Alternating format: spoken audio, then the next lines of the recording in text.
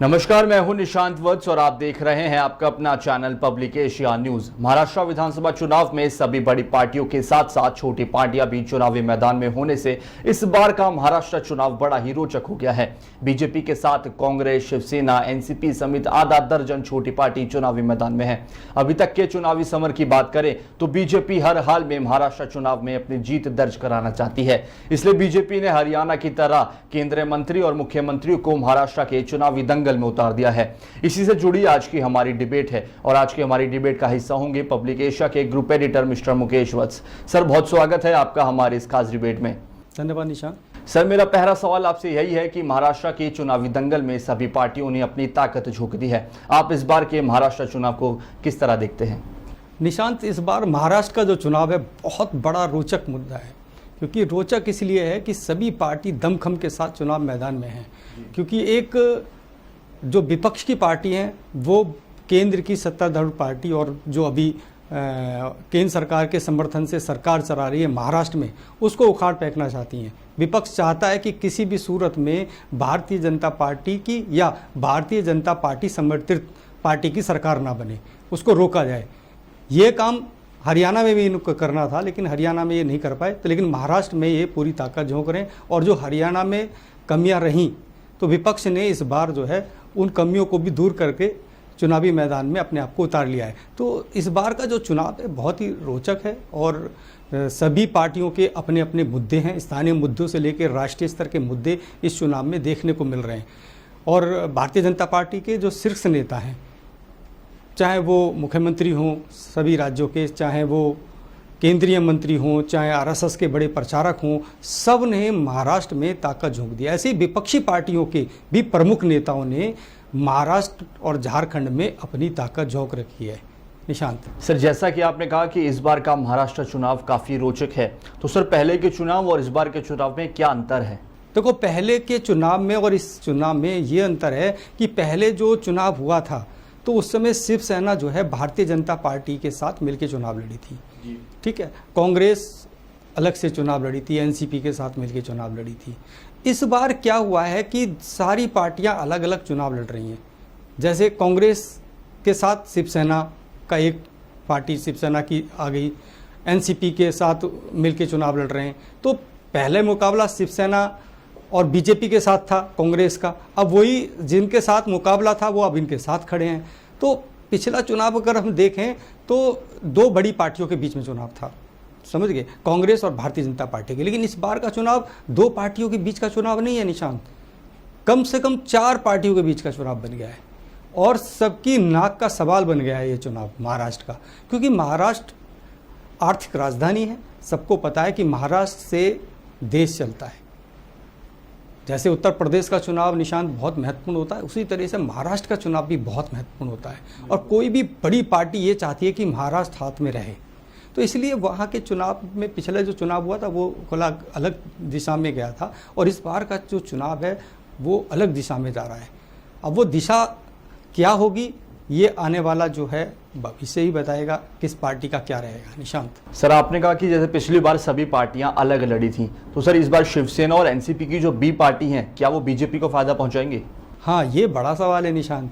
जो ये B party बन गई है, जैसे शिवसेना की बी पार्टी बन गई है एकनाथ शिंदे वाली, और एनसीपी की पार्टी बन गई है, एक दूसरी एनसीपी पार्टी बनाई है, उनके भतीजे ने बनाई है अजित पवार ने। तो ये जो दो पार्टी जो टूट के, जैसे एनसीपी एक प्रमुख पार्टी हुआ करती थी महाराष्ट्र में, अब उसके दो पार्ट हो गए। शिवसेना एक बड़ी पार्टी होती थी, उसके दो पार्ट हो गए।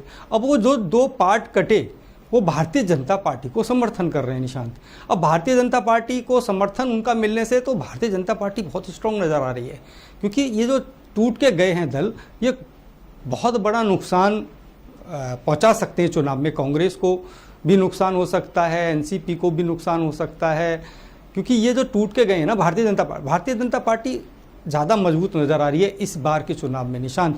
जैसे पिछली बार का चुनाव था तो इतनी मजबूत नहीं थी भारतीय जनता पार्टी, हालांकि अच्छा किया था भारतीय जनता पार्टी ने, लेकिन इस बार कुछ ज़्यादा ये जो तोड़ के पार्टियां बनाई गई हैं और उनका समर्थन देके जो सीट बंटवारा हुआ है, तो अगर वो सीट बंटवारा वाला जो फार्मूला है भारतीय जनता पार्टी के चाणक्यों का, अगर वो फार्मूला सही साबित हुआ तो भारतीय जनता पार्टी सरकार में रहेगी या सरकार बनाएगी।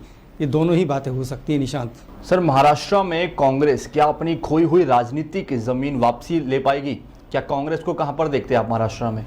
निशांत, कांग्रेस महाराष्ट्र में कभी लीड करती थी, महाराष्ट्र में उनकी सरकारें रही हैं, बहुत समय तक उन्होंने वहाँ पे शासन किया है, तो ऐसा नहीं है कि वहाँ उनका वोटर नहीं है, वोटर उनका बहुत बड़े पैमाने पर है, लेकिन वो वोटर उनसे बिखर गया। कांग्रेस के साथ जो वोटर था वो बिखर गया, इधर उधर चला गया। अब जो शीर्ष नेता हैं कांग्रेस के, उस वोटर को इकट्ठा करने में जुटे हैं इस चुनाव में। और उन्होंने जो चुनाव में अभी टिकट दिए हैं, तो मैं अभी देख रहा था उनकी जो लिस्ट थी, कैंडिडेट लिस्ट थी, उसमें उन्होंने बहुत सोच समझ के टिकट दिए हैं। तो मुझे लगता है कि कहीं ना कहीं कांग्रेस को भी फायदा हो सकता है महाराष्ट्र में। और जो उनकी नेत्री हैं प्रियंका वाड्रा, वो भी वहाँ पे पूरी मेहनत कर रही हैं, राहुल गांधी जा रहे हैं, उनके शीर्ष नेता जा रहे हैं, और जो उनके साथ गठबंधन के बड़े नेता हैं वो भी उनके साथ हैं। तो मुझे लगता है कि कांग्रेस अपनी खोई हुई ज़मीन को वापस पा सकती है अगर बेहतर प्रदर्शन करा। अगर कोई ये अभी देखिए चुनाव थोड़ा दूर है, क्योंकि एक एक दिन में बदल जाता है चुनाव। निशांत, चुनाव के बारे में ये कहा जाता है कि 4 घंटे पहले भी चुनाव बदल जाता है। अब देखते हैं तो क्या यहाँ पे भी हरियाणा की तरह चुनाव बदलेगा? अब हरियाणा का जो चुनाव था, देखिए भारतीय जनता पार्टी ने बड़ी प्लानिंग करके लड़ा, तभी वो जीत पाए। सबसे बड़ी प्लानिंग थी, उनके जो मुख्यमंत्री हैं वो डेरा डाल देते हैं, वो काम करते हैं, उनका जो संगठन है वो मजबूती से काम करता है पार्टी के लिए। जो और पार्टी के कार्यकर्ताओं में वो जोश हमें नहीं दिखाई देता। हम देखते हैं जब भी सड़कों पर हम उतरते हैं, पत्रकारिता करते हैं, जो हमारे लोग बताते हैं, हम लोग जाके देखते हैं, उसमें यही नज़र आता है कि भारतीय जनता पार्टी का जो वर्कर है, जो उनका कार्यकर्ता है, वो बहुत ही सूझबूझ और रणनीति के तहत जो है वोटों को परिवर्तित कराता है, लोगों को कन्विंस करता है, और वहाँ पर उनके लोग ज़्यादा बड़े पैमाने पर दिखाई देते हैं। बाकी जो पार्टी हैं उनके लोग इतने नहीं दिखाई देते, उनमें उतना जोश नहीं होता। और देखिए, जब तक कार्यकर्ताओं में निशान जोश नहीं होगा, तब तक कोई भी पार्टी सत्ता में नहीं हासिल कर सकती। सत्ता हासिल करने के लिए सबसे बड़ी प्रमुख भूमिका निभाती है कार्यकर्ताओं की जो भूमिका होती है वो। अब तुमने देखा होगा कि जब भी चुनाव जीतते हैं, किसी भी राज्य में अगर चुनाव जीतते हैं, तो मोदी जी शाम को ही भारतीय जनता पार्टी के कार्यालय में जाकर कार्यकर्ताओं को संबोधित करते हैं, और सीधा सीधा श्रेय जो है कार्यकर्ताओं को देते हैं कि ये बोलते हैं कि ये पार्टी नेताओं की जीत ना होकर ये कार्यकर्ताओं की जीत है। तो वो एक ऐसा जोश भर देते हैं कार्यकर्ताओं में निशांत, की कार्यकर्ता के अंदर एक जोश पैदा हो जाता है और वो चुनाव में बढ़ चढ़ के हिस्सा लेता है। यही काम अगर कांग्रेस या अन्य पार्टी करे ना निशांत, तो मुझे लगता है कि आसानी से जो है सत्ता तक पहुँचा जा सकता। लेकिन बाकी पार्टी इतना जोश नहीं भरती है जितना भारतीय जनता पार्टी के शीर्ष नेता भरते हैं। तो सर, आपका कहना है कि बीजेपी की स्ट्रेटेजी है कि उनके सभी नेता एकजुट होकर, सभी कार्यकर्ता एकजुट होकर चुनाव लड़ते हैं? निशांत, जब आप पत्रकारिता करते हो आपको नज़र भी आता होगा, आप भी कई बार जो है जब मतदान हो रहा था तो आप भी पत्रकारिता करते हो, रिपोर्टिंग करते हो, तो वहाँ देखते होगे कि सबसे ज़्यादा भारतीय जनता पार्टी के लोग नज़र आते हैं और पार्टी के लोग नज़र नहीं आते। तो मैं नहीं कह रहा, ये तो आपने भी खुद देखा होगा, ग्राउंड रिपोर्टिंग की होगी आपने, तो आपको भी नज़र आया होगा कि भारतीय जनता पार्टी के लोग ज़्यादा बड़ी भूमिका में नज़र आते हैं और वो वोटों को कन्वर्ट कराते हैं, डोर टू डोर जाते हैं, कैंपेनिंग करते हैं। उनकी एक अंदर से जो आरएसएस की एक जो उनकी सपोर्ट होती है, आरएसएस चुनाव लड़ाती है। और महाराष्ट्र आरएसएस का गढ़ है निशान, नागपुर उनका प्रमुख कार्यालय है। वो किसी भी सूरत में महाराष्ट्र में अपनी सरकार चाहते हैं, तो इसलिए वो ज़्यादा मेहनत कर रहे हैं निशांत। सर, शिवसेना का क्या भविष्य है महाराष्ट्र में?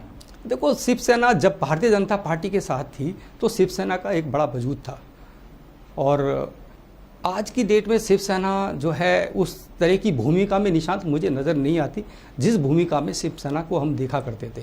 क्योंकि कांग्रेस के साथ जाने के बाद शिवसेना कहीं ना कहीं कमज़ोर पड़ गई है।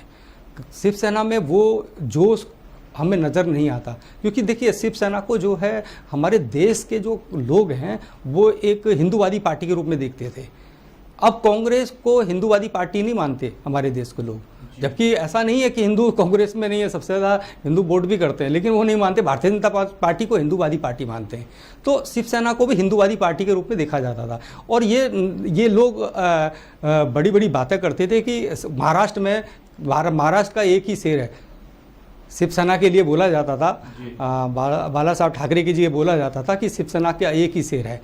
तो अब वो जो शेर वाली कहावत थी वो थोड़ी थोड़ी अब डाउन होनी शुरू हो गई है, और भारतीय जनता पार्टी ने जो शिवसेना को दरकिनार कर दिया, देखिए, भारतीय जनता पार्टी चाहती तो शिवसेना को साथ में रख के आगे बढ़ा जा सकता था देश में, लेकिन भारतीय जनता पार्टी देश की बड़ी पार्टी थी और पहले शिवसेना का महाराष्ट्र में समर्थन उनको हमेशा मिलता रहता था, लेकिन पिछले चुनावों में जो नाराज़गी रही सत्ता को लेके, वो उससे जो है भारतीय जनता पार्टी तो अपनी ज़मीन बनाए हुए है, लेकिन शिवसेना अपनी वो ज़मीन जो उनकी थी वो नहीं पाई, उन्होंने वापस नहीं हुई। तो अभी देखते हैं महाराष्ट्र का जो ये चुनाव है, क्योंकि अभी देखिए एकानंद शिंदे जो उनके मुख्य भूमिका में थे, कैबिनेट मंत्री थे उनकी सरकार में, तो वो तोड़ के सरकार बना लिए। तो कमज़ोर तो होती है ना, अगर कोई पार्टी का अंग टूट जाएगा तो कमज़ोर तो होगी। अब देखते हैं अगर मजबूत स्थिति में ये लड़ गए अच्छे से, अगर पार्टी को वहाँ की जो जनता है शिवसेना को वोट कर गई, तो मुझे लगता है कि शिवसेना फिर खोई हुई ज़मीन वो भी वापस कर सकती है अपनी।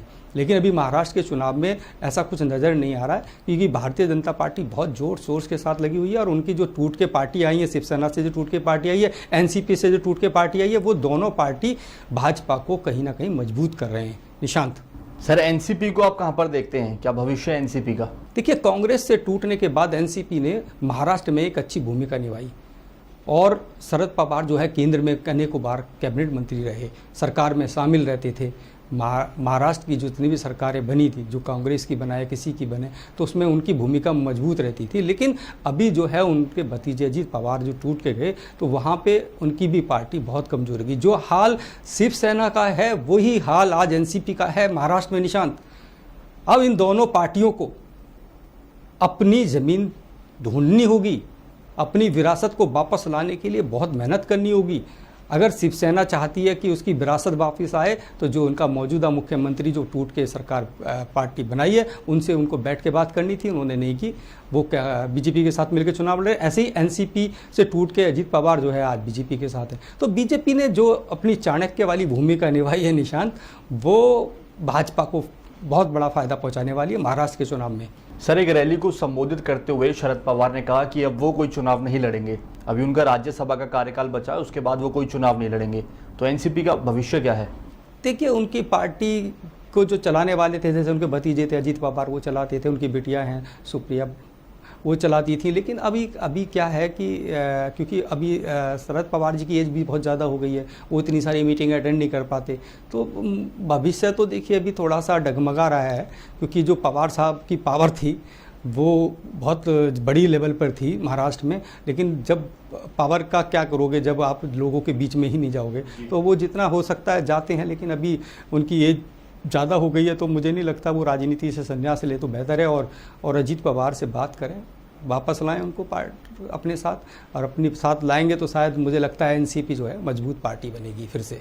सर, एक आखिरी सवाल कि इस बार का चुनाव किस करवट बैठेगा, कौन सी पार्टी किसकी वोट काटेंगे? देखिए निशांत, बड़ा ये कड़वा सवाल आपने कर लिया।